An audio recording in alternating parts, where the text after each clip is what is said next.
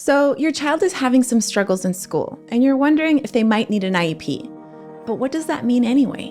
On this episode of Understood Explains, we'll cover IEP basics and how to figure out if your child needs this kind of support. From the Understood Podcast Network, this is Understood Explains, IEPs. Today, we're going to answer the first question in the IEP process. My name's Juliana Urtubey, and I'm the 2021 National Teacher of the Year. I'm also an expert in special education for multilingual learners, and I'm so excited to be your host for this season of Understood Explains. Quick note about how we're structuring the season. Most of the episodes focus on information that's important for all parents or guardians to know. But we also have a few episodes that are tailored for different groups of families. Families with younger kids, older kids, and multilingual learners. And all the episodes are available in English y en español. Okay, let's get started. What's the purpose of an IEP? Before we answer that question, I want to quickly explain what an IEP is.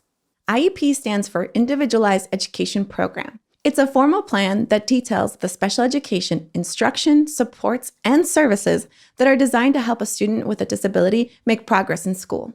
IEPs are covered by a federal law called the Individuals with Disabilities Education Act, or IDEA. This law applies to all public schools in the U.S., including charter schools. If your child qualifies for an IEP, you'll work with the school to develop annual goals and monitor your child's progress throughout the year. So the purpose of an IEP is basically to be a roadmap showing how the school will help your child catch up with their peers. It might surprise you to know that IEPs are very common. Nearly 1 in 6 public school students has an IEP. That means millions and millions of kids have individualized education programs. And each IEP is customized to a student's needs. So if your child has dyslexia, the IEP might specify an hour of special reading instruction a few times a week. Or let's say your child has ADHD and autism. Maybe you and the school think your child needs to be in a smaller classroom to get more individualized instruction throughout the day. These are the kinds of details that get spelled out in an IEP. And it's important to know that most kids who have IEPs spend most of their day in general education classrooms. By law, IEPs need to keep kids with their peers as much as possible. There's one other really important thing that all parents need to know. Having an IEP is not a sign of low intelligence. I've taught many kids, and all of my students had unique strengths and needs.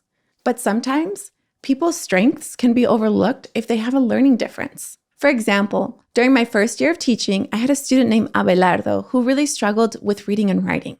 The most I had ever seen him write was yes, no, and his name. But one day, we discovered that Abelardo was selling candy and fun school supplies out of his backpack, and he was so good at it. He even had charts to keep track of his inventory and charts to show what was the most popular, and his charts were even color-coded. It was clear to me that Abelardo had incredible math reasoning and entrepreneurial skills, but he needed formal supports to help with reading and writing. So remember, kids can do really well in some areas and still need an IEP to help them thrive in school. What's in an IEP? Let's get into a bit more detail and talk about what's in an IEP. There are lots of important parts, but I want to give you an overview of 4 key things in an IEP. First, there will be a section detailing your child's present level of educational performance. This is the jargony term for how your child is doing in school.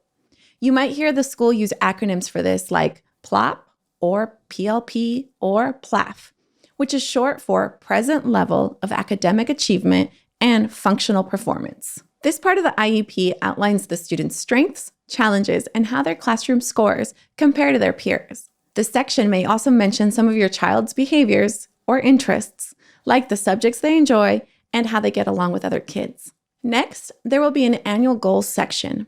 This describes what progress the IEP team is hoping to accomplish. It'll list each goal and break down shorter-term objectives to reach along the way.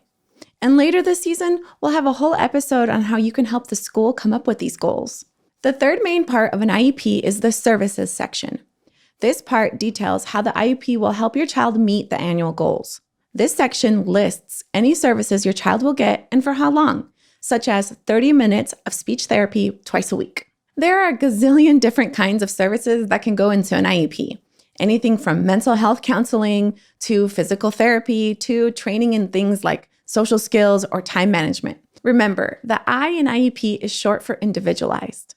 So the IEP can include whatever special services your child needs to make progress in school. And last but not least is the section that details the accommodations or changes in how your child does things at school. This section of the IEP is often called supplementary aids and services. It can include things like more time on tests and a seat at the front of the classroom to help your child pay attention.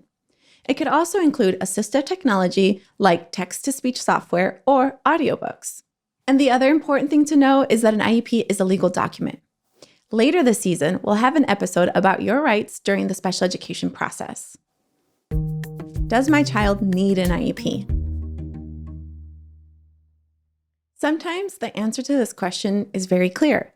My child is blind and needs to be taught how to read Braille. But sometimes the question's harder to answer. Here's an example. My child has ADHD and needs a lot of support to get organized and follow directions. Will classroom accommodations be enough to help my child make progress in school? Or does my child need specialized instruction? Schools look at a bunch of different kinds of data to figure out which kids qualify for an IEP.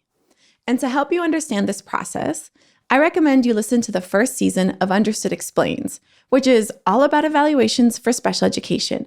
We'll include a link in the show notes. But the school cannot evaluate your child for special education unless you give permission first. So you play a very important role here. If your child is struggling in school and you're wondering if these struggles are serious enough to need an IEP, I want you to ask yourself a few questions. Why an IEP now? What got you thinking about this? Was it something a teacher said or that your child brought up? Are your concerns new or have you been worried for a while? Thinking about what prompted your concerns can help you talk about them with your child's school or healthcare provider. How are your child's struggles getting in the way at school? Is your child having trouble with a certain subject like reading or math? Is your child struggling socially or with things like concentrating in class? Try to write down a few examples, even if you don't know the root cause. What are you observing at home?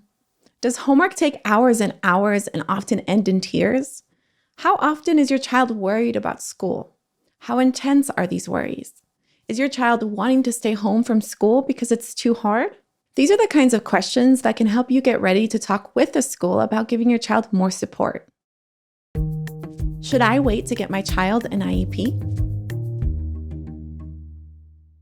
Okay, so you've noticed your child is struggling and you think school supports might help. There's a very common question that parents ask themselves next. Is now the right time or should I wait? I've worked with a lot of parents who wanted to wait because they were hoping their child would grow out of their challenges. But I found that the sooner we meet children's needs, the better. Being proactive can help kids in many different ways, academically, socially, emotionally. So if you're wondering if your child needs an IEP now or if you can wait, I want you to do 3 key things. First, ask the school what kind of interventions they've tried with your child and for how long. Interventions are much more formal than simply giving a student some extra help. They typically take place over several weeks, and during that time, the school keeps track of your child's progress. If you think your child's skills are improving with the intervention, you may decide to wait to ask for a special education evaluation. But you don't have to wait. You can ask for an evaluation at any time. The second thing I want you to do is find an ally at your child's school, whether it's a teacher or an aide or another staff member. Sometimes schools have family liaisons. You can ask the front office to guide you to one. Having a relationship with someone you trust at the school will help you understand the process, ask questions, and get help for your child. The last thing I want you to think about is the time of year. Remember, you have the right to request an evaluation at any time. But practically speaking, it's better to avoid asking during the first few weeks of the school year, unless you had concerns from the previous year. And likewise, it's better to avoid asking for an IEP at the very end of the school year, when school's winding down for the summer. So those are a few concrete things you can do to help you think about whether now is the right time to talk about an IEP or if you want to wait. As a general note, I know many families may be reluctant to speak up or be seen as the squeaky wheel at school. And in particular, I know some Latino families may not feel like it's their place to tell the school how to educate their child. But I want to be really clear here. Schools in the US want families to tell teachers when they're worried about their child's progress. And teachers want to partner with families. So I encourage you to talk with your child's teacher and share your concerns, whether you're asking for an IEP or not. What if my child is learning English? Before we dig into this, I want to note that schools use different terms to describe students who speak languages at home in addition to or other than English. Many educators use the term English language learners. I prefer the term multilingual, and better yet, linguistically gifted. The important thing to keep in mind is that all children learn languages at different rates, and that's okay. It can be hard to become fluent in English while also learning to read, write, and do math in that new language. But there are ways to tell if a child's struggles are due to a language barrier or something else, like a learning difference such as dyslexia. We're going to talk more about this later this season, but for now, I'm going to put a link in the show notes to an Understood article to read if your multilingual learner is struggling in school. It includes lots of good questions to help think about whether your child might need an IEP.